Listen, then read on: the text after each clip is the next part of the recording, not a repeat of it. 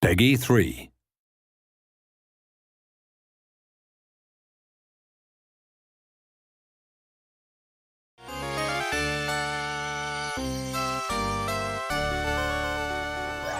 When I was thinking about what people remember fondly about the game, at the time, I think it was enjoying the thrills and getting the timing right when they played it.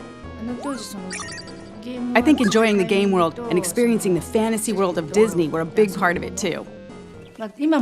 What they'll see in the 2013 version will be nothing like the old game in some sense, but I'm hoping that players can relive the same emotions when they play it. It's taking something that was very iconic in the 16-bit era and thinking, well, how can we take something that was really special, really worked well, was one of the most iconic games of its time, and actually try and explore that in new ways with the technology. You have to be very mindful of what made the original so successful and why people loved it, and try and bring that forward without it being just, literally a one-for-one remake.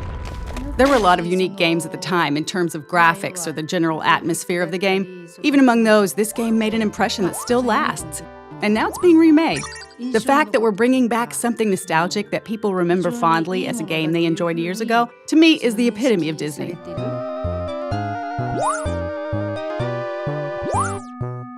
The original game, it just had a lot going for it. I think even the name Castle of Illusion was something cool, straight away Castle of Illusion says, oh, what's that? Oh, what's inside that castle? And then you've got Mickey Mouse, biggest character in the world, so straight away you're like, oh, that's awesome, we're gonna play Mickey Mouse through this Castle of Illusion. And it innovated on all levels, camera, control, platforming, and I think the core gamers absolutely loved it.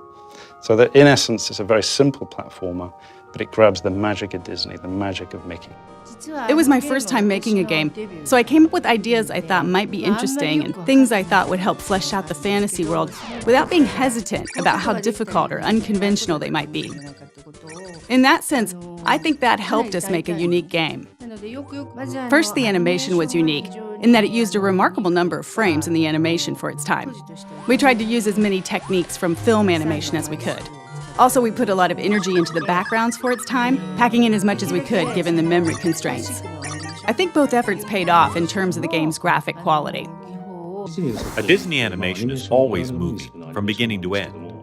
At the time we were making our game, if you didn't do something on the controller, nothing would move at all. So we thought, if we want to bring Disney animations to life, we need things moving on the screen all the time. These days you see it in almost all games, but at the time, we were one of the first games where your character would move even when you're not doing anything. The amount of memory, or VRAM, that we had to work with at the time was really tiny. You need memory to make good, rich animations, but the way VRAM had been used prior to that point wasn't very well suited for animations like that. So we worked with the programmers to rebuild the system from the ground up to let us focus more on the animations. Once we got the animations where we wanted them, we adjusted the character's movements pixel by pixel for a better feel when the player controls him. When we were told to make a Mickey Mouse game, I didn't want to make a game that was just about Mickey being cute. Our focus was on how we could include the Disney World view from their classic movies. So rather than Mickey Mouse alone, we drew inspiration from the various classic movies that Disney's produced.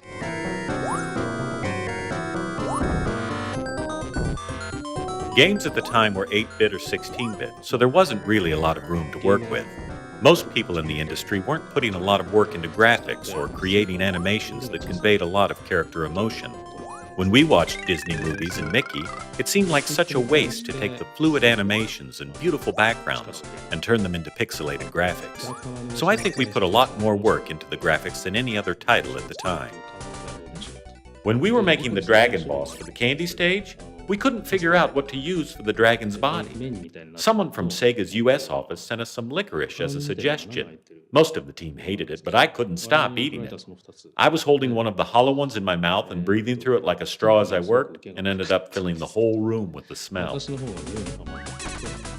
When we were working on this game, I was focused on animations and recreating the world of Disney, and now, modern technology can deliver Disney visuals directly and cinematically rather than via blocky pixel graphics.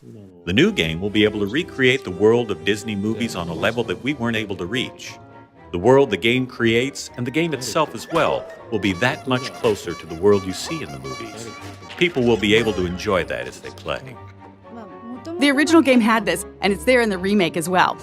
The essence of Disney, a positive world of dreams, peace, and imagination. It's the epitome of Disney, and I hope everyone enjoys that in the new game, too.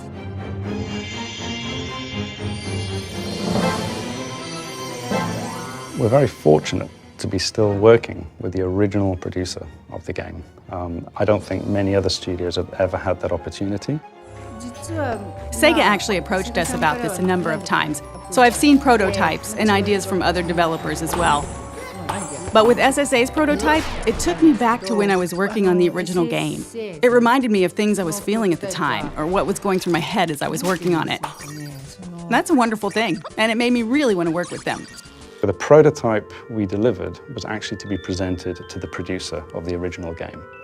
There is nothing like that as a goal to motivate a team and then to fly a lot of that team over to Japan and present live. I myself was quite nervous. I've heard that the producer was very tough, very talented. She did the original game. We were there in the meeting, everything was quiet. She walks in, everybody's very nervous. It went phenomenally well. She was happy, she was laughing, she enjoyed what we did to Mickey. For us to change the mechanics, we have to be very cautious. We can't steer too far away from the feel of Mickey, and we can't go too retro, because there were technology constraints in those days on what you could do with Mickey. So we've analyzed the feel of Mickey, the jump heights, the inertia, the turn, on the edge of a cliff, and we've been able to just knock it out of the park, all the animations. And now we're challenged by the feel of Mickey. So we feel we can move from the retro to retro plus. We can do more of what I think the gamers in those days would have loved because of our technology. It's more lifelike, it's more fun. The lighting effects are taken into the account, the candlelight in the background. So all of a sudden the personality, the core pillar of the game, Mickey, is brought to life. And that's something that we really want to do with Castle of Illusion, is try and modernize Mickey, but put him in the context of what we had before in the original game. And our challenge then is to try and improve the animations, the look and feel of Mickey, the characters around Mickey, the environments that he's in, and even the music score is a massive part of that whole Disney package. Primarily, we're able to do a lot more with the sound effects, the mixing, the environmental effects. I mean, these are all things that we come to expect without realizing it. If a fan of the original picks up and plays the new Castle of Illusion, I think they're going to be really surprised. I think they're going to feel like this is Castle of Illusion, and I think we've played a few little tricks on them along the way. And I think if they're looking out for those things that they remember, they're going to see them and a few extra as well. That's the thing I'm most nervous about. When people who've played the game before get their hands on the new game, what will they think? I can't wait to find out. It's expressed in a completely different way, but the essence is the same. So I hope the enjoyment they experience from it is the same.